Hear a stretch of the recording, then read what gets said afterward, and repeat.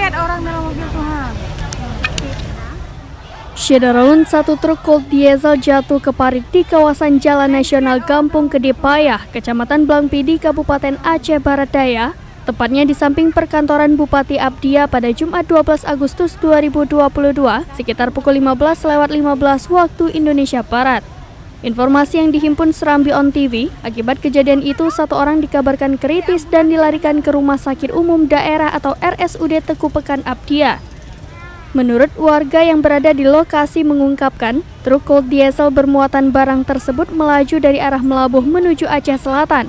Setiba di lokasi kejadian, truk itu menabrak tiang lampu rambu lalu lintas dan jatuh ke parit. Akibat kecelakaan tunggal itu, satu orang mengalami luka berat dan tidak sadarkan diri sehingga dilarikan ke Rumah Sakit Umum Daerah atau RSUD Teku Pekan Abdia.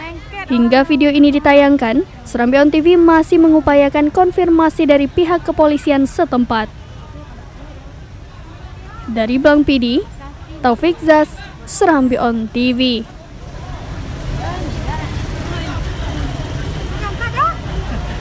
Ambulan dari mana lu?